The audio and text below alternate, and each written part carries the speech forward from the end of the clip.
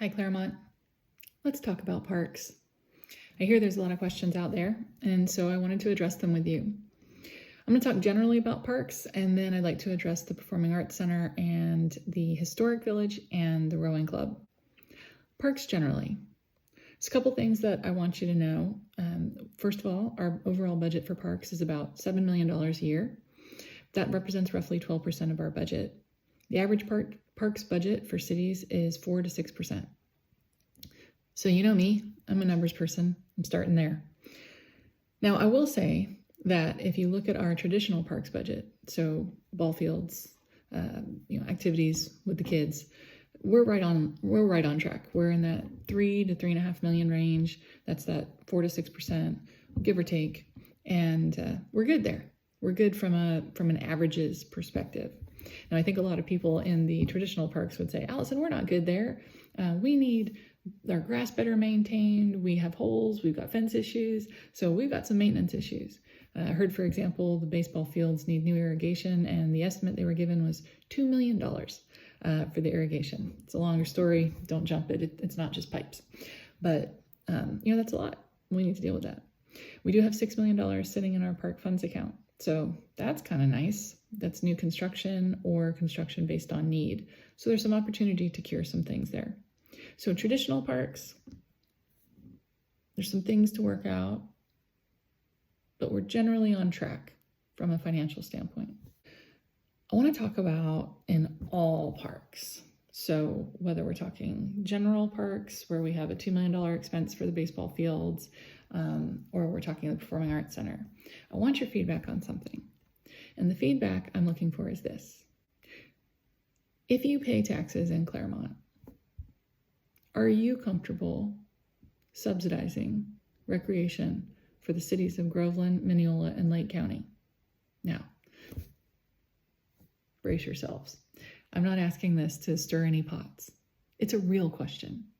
I understand the value of having our friends and our neighbors come from surrounding cities in the county to play with us.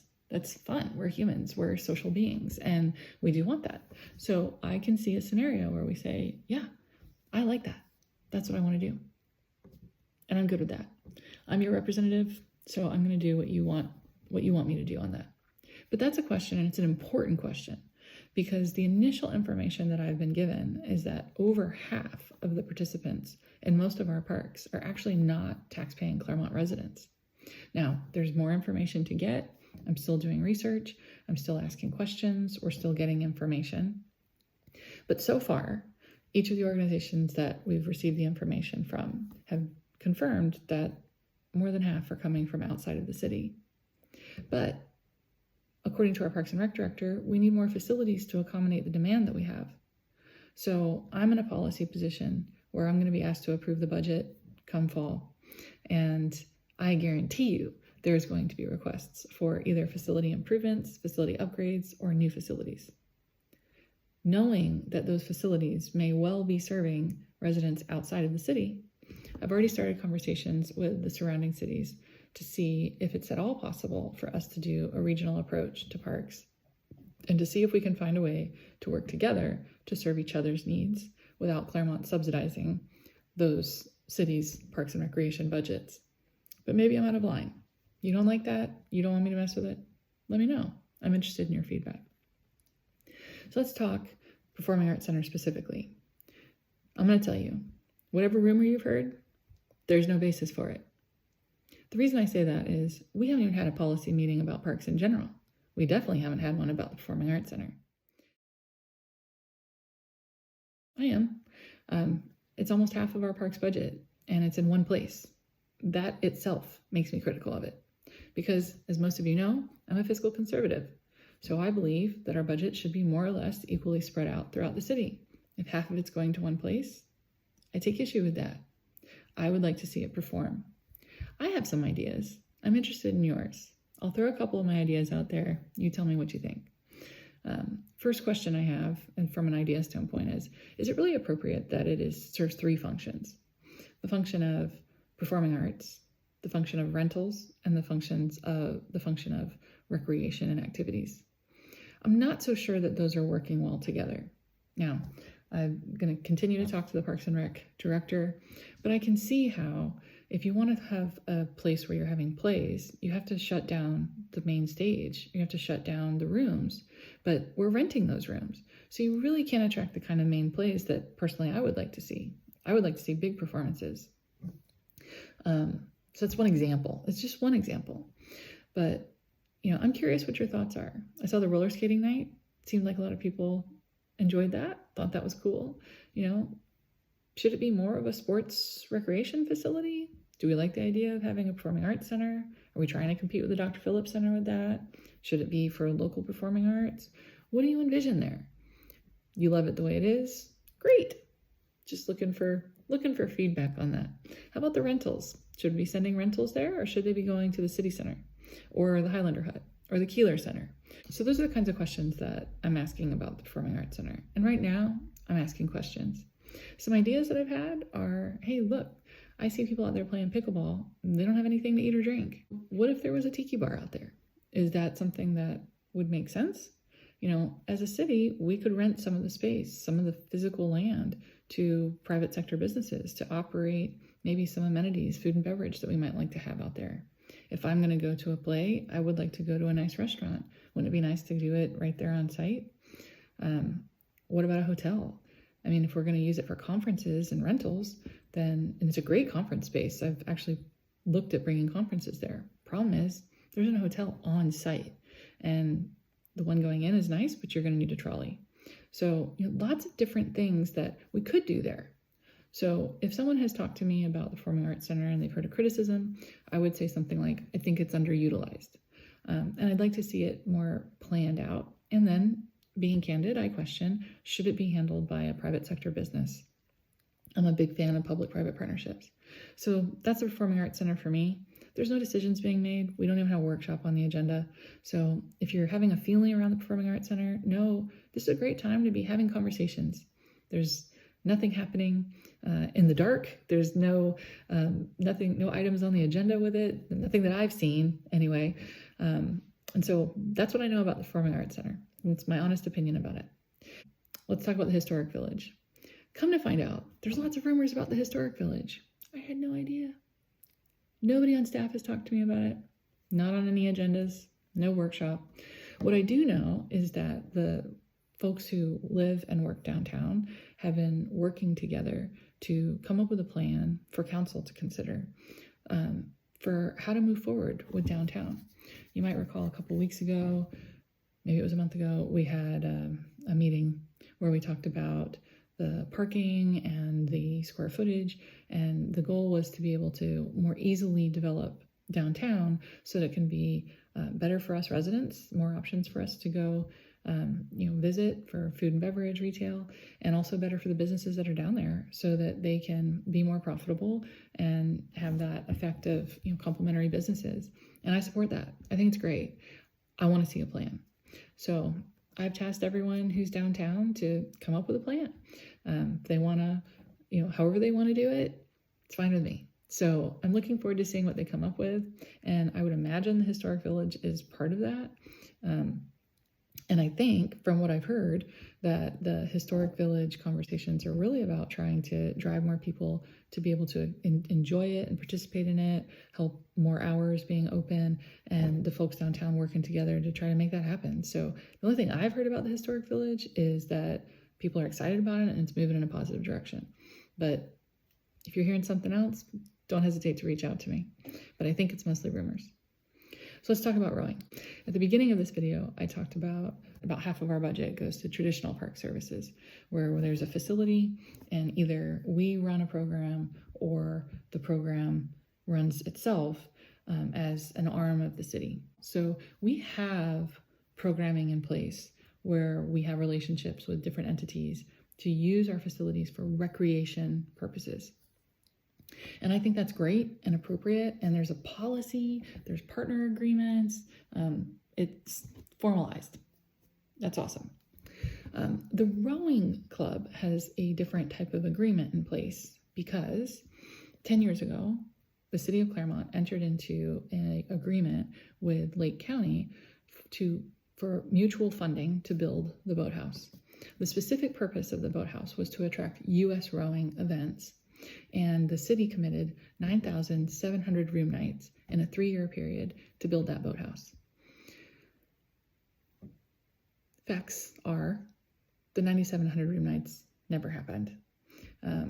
The city had contracted with Lake County Rowing to produce those 9,700 room nights, which is where the $500 a month rent came from. Now, I'm going to use the word rent because that's the most common word. Technically speaking, for those of you out there who like to be technical, the agreement is actually a management agreement. So Lake County Rowing's responsibility was to manage the boathouse and manage the contract between Clermont and Lake County to make sure that Clermont complied with the contract with Lake County by bringing in events. Economic impact is what we call it in tourism. And that wasn't done. I was on the board for much of that time. I was involved either as a board member, an officer, a parent until 2023.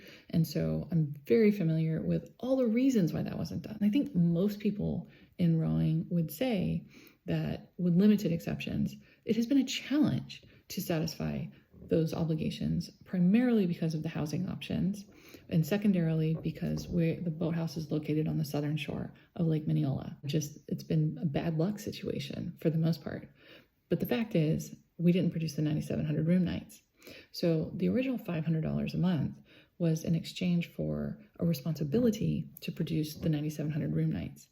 Now that was a 5-year agreement from 2015 to 2020.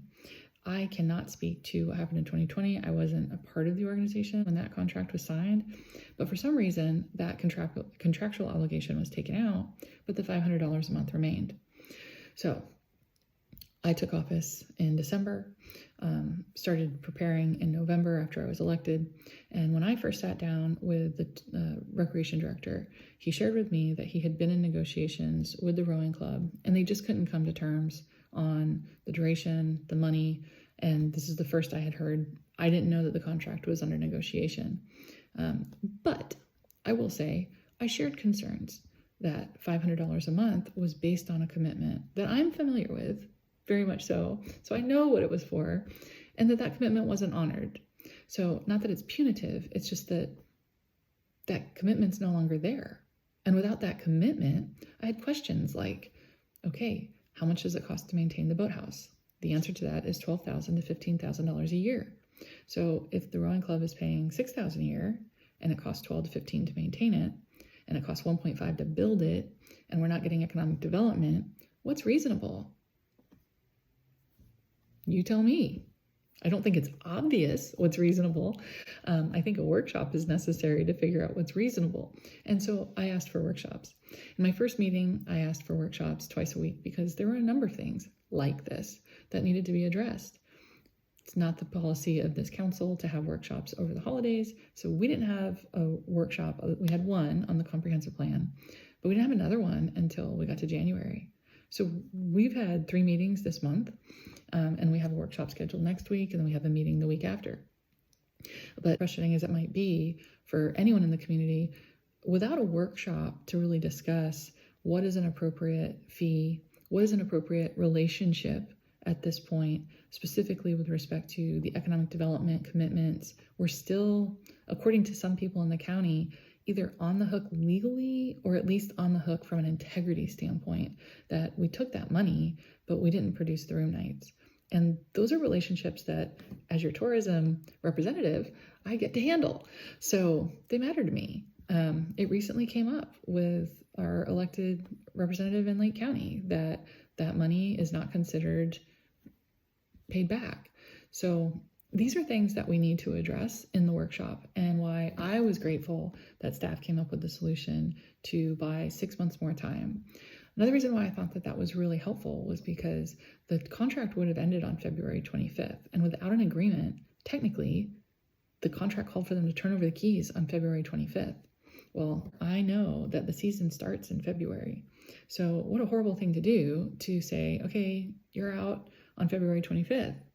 But as a representative of the city of Clermont and the 50,000 citizens of Clermont, I don't think it's appropriate either for me to say, okay, here's another 5-year agreement. We're not going to discuss the terms because we're under a deadline. So I thought staff came up with a good solution for the 6-month extension. That's why I voted for it. And I'm looking forward to the workshop to talk about it. But I'll say, I do think that it's appropriate given that the rowing club has become more of a club, whereas it used to be an association with management responsibilities.